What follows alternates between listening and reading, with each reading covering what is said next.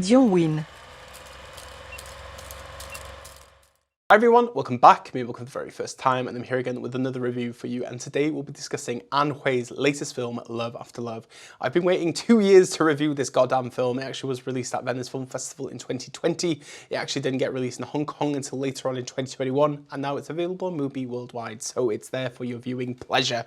Oh, this is exciting. And as you may or may not know, Anne Hui has been a bit of a revelation for me over the last kind of 12 months. I've devoured so many of her films, and I really find her to be one of the greatest directors to live in the world right now, and one of the greatest of all time, potentially. And to be able to review any of her new films is a joy, and that's why we're here to talk about it. The film follows the story of Wei Long, a Shanghainese schoolgirl who seeks for solace and secondary education in Hong Kong under the protection of her aunt Mrs. Liang. But her socialite custodian has other plans for her. The teenager would become yet another valuable asset to be pawned to rich men. Love After Love is textbook storytelling from Anne Hui, and something that I find to be so deeply profound.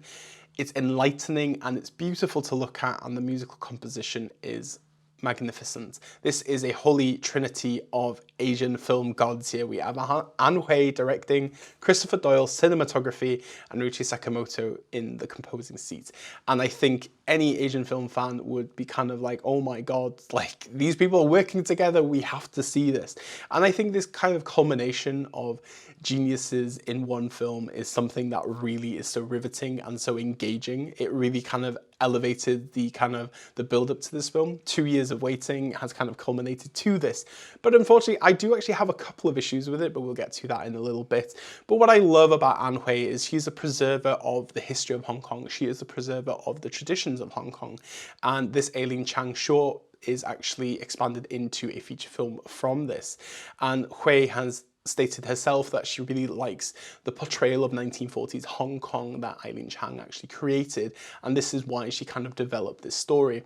And while it's not kind of this conventional ending that a lot of people are talking about, it actually seems to be a kind of love, cautious kind of tale, but it captivates with the era, the setting, and it's a very beautiful melodrama that's very loving and tender, but it has that kind of eeriness that Anne Hui is so well known for. And this kind of sense of stunning filmmaking, the collaboration between Hui and Christopher Doyle, is really kind of the fundamentals of it. One of the best shot films I've seen in quite some time. This is kind of tranquil stillness, the colorization is really beautiful, and it kind of enlightens this sense of what Hong Kong cinema is about. And I think these period films, particularly, we think of Christopher Doyle, we think of Wong Kar-wai, of course, and this kind of sense of Doyle playing with the subject matter, playing with the story, and he crafts something so beautiful, so elegant, but it complements Anne Hui's kind of sense of storytelling so well. And I really like the way it kind of like balances itself out. And I think it's deeply thematical, don't get me wrong, but I think that there is something missing within its kind of layering. The characterization at times does not kind of work in the usual Hui way. They don't feel kind of like characters you can cling on to or connect with. And that's kind of a shame, because you really want to get a bit more of the grit of what the story is about. And while this overlong story is really well crafted, there are moments where it lapses. But the thing is, you look at the visuals, you listen to Sakamoto's piano, it really kind of elevates this experience even more. And while I don't think it's top tier Anne Hui, it's very solid Anne Hui.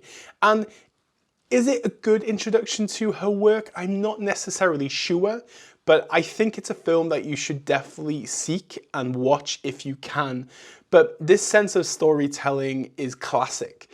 And this sense of Hong Kong cinema as it is beautiful. And I think Anne Hui has kind of made a very telling story that anybody can kind of sink their teeth into, but it just needed that extra element to make it into a top tier Anne Hui film.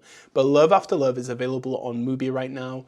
Please do check it out. So that was my review for Love After Love. Please let me know in the comment section below what you thought of it if you have seen it, and if you haven't, please let me know what your favorite Anne Hui film is, or Christopher Doyle film, or Sakamoto score? Yeah, let's see. Just let me know, because I'm always intrigued to know what you guys think. And thank you very much for watching. Like, share, subscribe, do as you please, and I hope you're all doing well, and I will see you in the next review. Bye-bye.